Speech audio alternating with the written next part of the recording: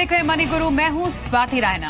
आजकल की दुनिया इंटरनेट के इर्द गिर्द घूमती रहती है। सभी के हाथ में स्मार्टफोन्स हैं। जिन कामों को करने में घंटों लगते थे अब वो चुटकियों में हो जाते हैं।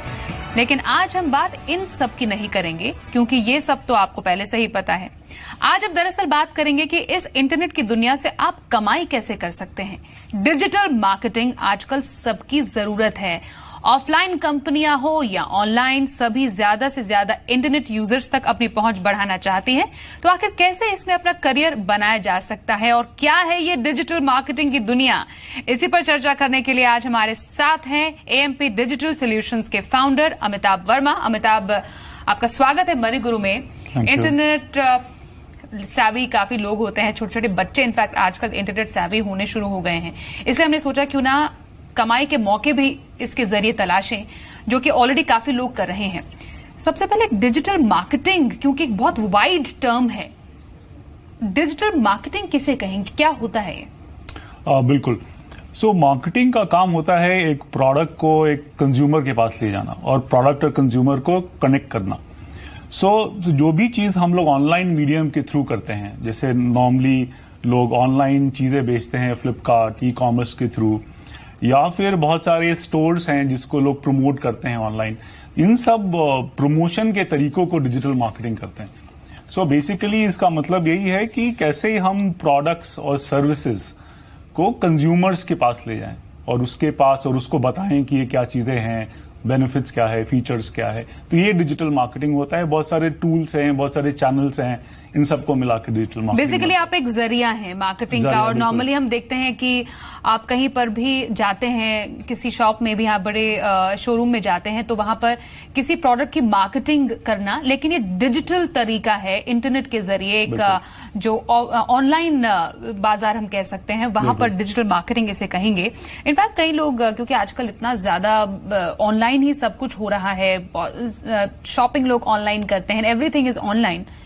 क्या कोई पर्टिकुलर क्वालिफिकेशन इसके लिए रिक्वायर्ड है? क्योंकि आई एम श्योर कई ऐसे लोग होंगे अब जो कि सोच होंगे कि क्यों ना मैं इसमें अपना करियर बनाऊं। तो आखिरकार क्वालिफिकेशन की इसमें जरूरत है कि नहीं है?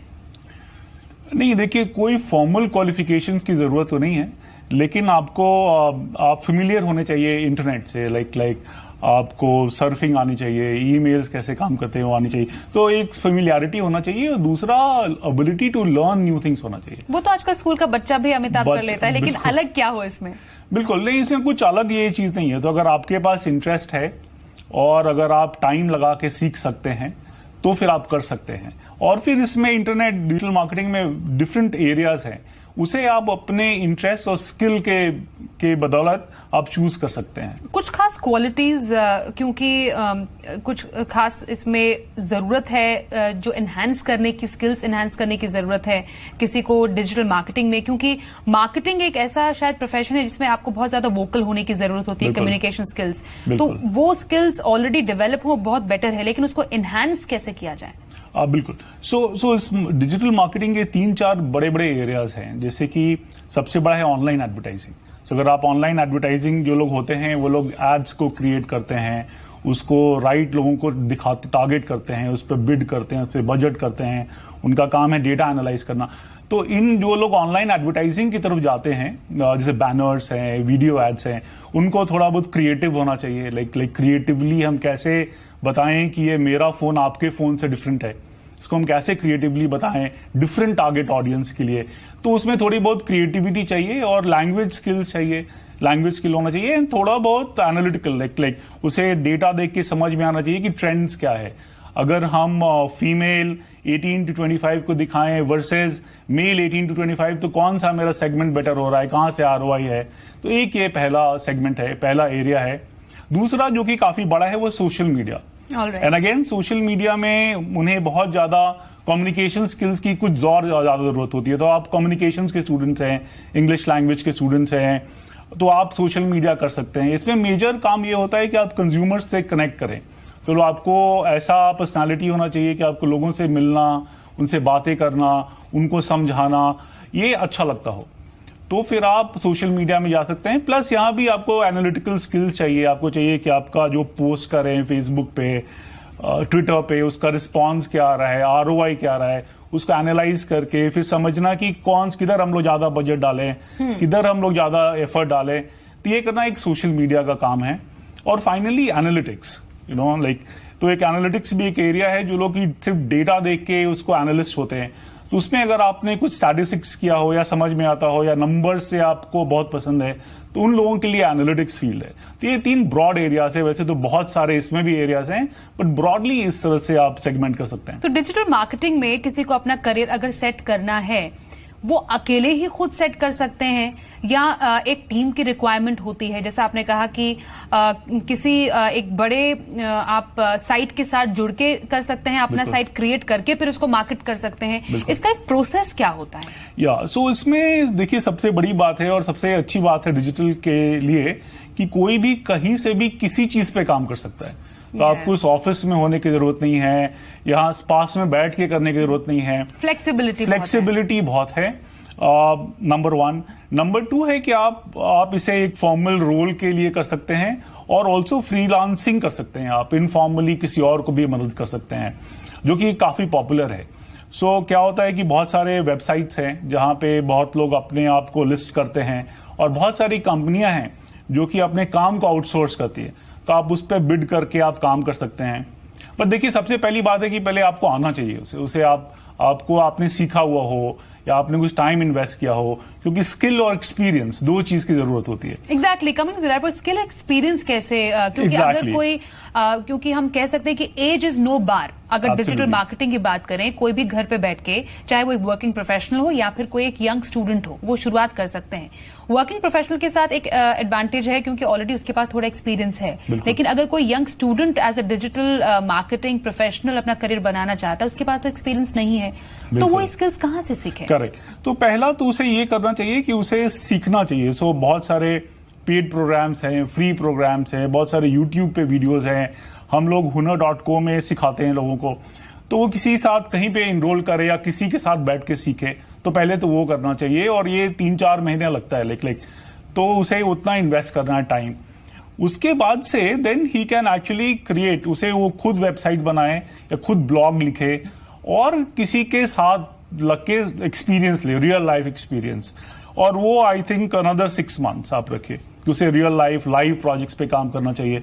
उसके बाद से फिर आप मार्केट रेडी हो जाते हैं। उसके बाद से आप एंट्री लेवल जॉब्स के लिए अप्लाई कर सकते हैं या फिर आप फ्रीलांस कर सकते हैं और दूसरे कंपनीज को हेल्प कर सकते हैं उनके डिजिटल मार्केटिंग में। ये तो एंट्री लेवल की अमिताभ बात हो गई, जो कि स्टूडेंट्स अपना करियर बनाना चाहते हैं। शायद उस टाइम पे उनके लिए सीखना एक मेन मोटिव रहता है, नॉट अर्निंग मेन मोटिव रहता है। अब सीख लिया, लेकिन ऑलरेडी जो कोई एक वर्किंग प्रोफेशनल है, क्योंकि कई I am sure working professionals है जो कि डेली 9 to 5 जॉब या 9 आवर्स की जॉब से परेशान हो जाते हैं, थक जाते हैं। वो सोचते हैं कि क्यों ना डिजिटल हम जो प्लेटफॉर्म है उसकी तरफ रुख करें।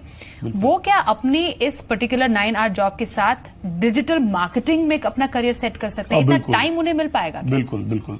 तो हम लोग भी ये प्रोग्राम रन करते हैं, लेकिन देखिए डिजिटल मार्केटिंग में अगर आप 3 से 4 घंटे हर एक वीक लगा रहे हैं, उसमें से 2 घंटे की से क्लासेस कर रहे हैं, 3 घंटे और 1-2 घंटे और लगा रहे हैं, आई थिंक वो सफिशिएंट है। So not sufficient but it's a good way to get started, okay. And और अगर आप 4 महीने लगाते हैं तो उसमें आप बहुत अच्छी तरह से सीख सकते हैं। That is 1। एंड सेकेंड चीज की मुझे लगता है कि हर एक मार्केटर को जिसे कि जाना है या नहीं जाना है, या हर एक सेल्स पर्सन को डिजिटल मार्केटिंग जरूर सीखना चाहिए, क्योंकि सारे कंपनीज का जो इन्वेस्टमेंट है, जो मार्केटिंग स्पेंड है, वो ऑफलाइन से ऑनलाइन हो रहा है। तो उसके जॉब में आज नहीं तो कल उसे इन टूल्स की जरूरत होगी। और जैसे जैसे कंपनी में आप बढ़ते जाएंगे वैसे वैसे इसकी रिक्वायरमेंट बढ़ती जाएगी।